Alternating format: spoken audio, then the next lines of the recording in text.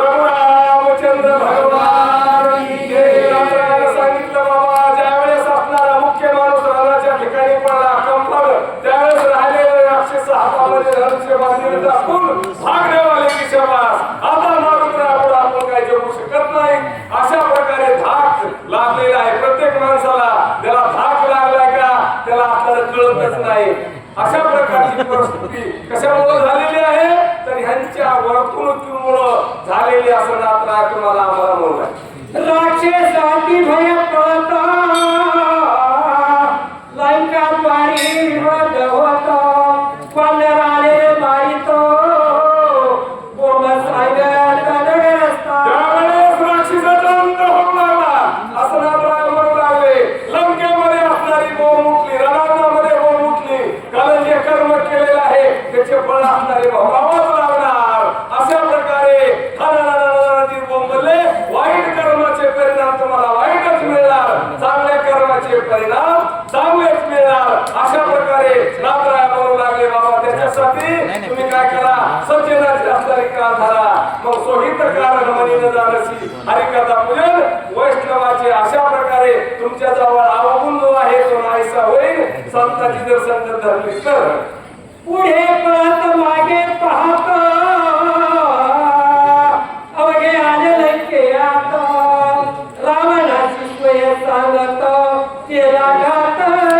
पुढे बघू लागले, पुढून असणारं कीटकांतर राहिले लंकेचं. मागे बघितलं भांड्याला जात आहे का. अशा प्रकारे असणारं द्वंद्व म्हणजे युद्धामध्ये काय साखर पालन असतील मायबापांनो, त्यावेळेस असणारं वानराच्या दाट्यानं राक्षस पळू लागले.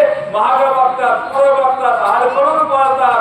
अनेक प्रकारचं असणारं त्यांच्यावर काय आलेलं आहे. जे जे कर्म केलं त्याचं असणारी परिस्थिती जशी माणसाला येते नाही, जैसे कर्म तैसे फळ घेतो ईश्वर.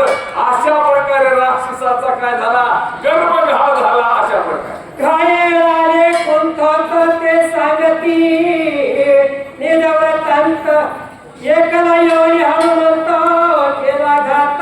घायराले कुलपत म्हणजे लग्नात आले, कुणी सगळ्यात आले, कुणी पाहण्यात आलेले आहेत. सांगितलं मारुद्राने काय केलं, असणाऱ्या संपूर्ण सैन्याचा घात केला.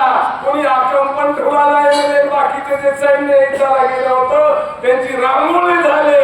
अशा प्रकारे त्यावेळेस असणारा राजा रावणा पुढं त्यांना कुणी सांगितलं तर या असणाऱ्या घायाळ लोकांना सांगितलं. असं सांगितलं हे ऐकून लंकानाथ करावया राक्षसांचा घात. होळी लागला हनुमंत चिंताग्रस्त रावण. त्यावेळेस रस्त्याला रावण म्हणू लागला, आपल्या मुलाबरोबर हे मारुद्र उठलेला आहे, हनुमंत उठलाय. राक्षसाचा निबंध केल्याशिवाय आपल्याला काय असणार सुट्टी नाही. आमच्या मुळावर आला, आपल्या कशावर आला, गर्भावर आला. अशा प्रकारे रावण म्हणू लागला. आता काय खरं नाही अशी परिस्थिती त्यावेळेस असणारी राक्षस सैन्याची झालेली आहे. असं नात्रा या तुम्हाला आम्हाला अनुभव सांगू लागले. आता पुढची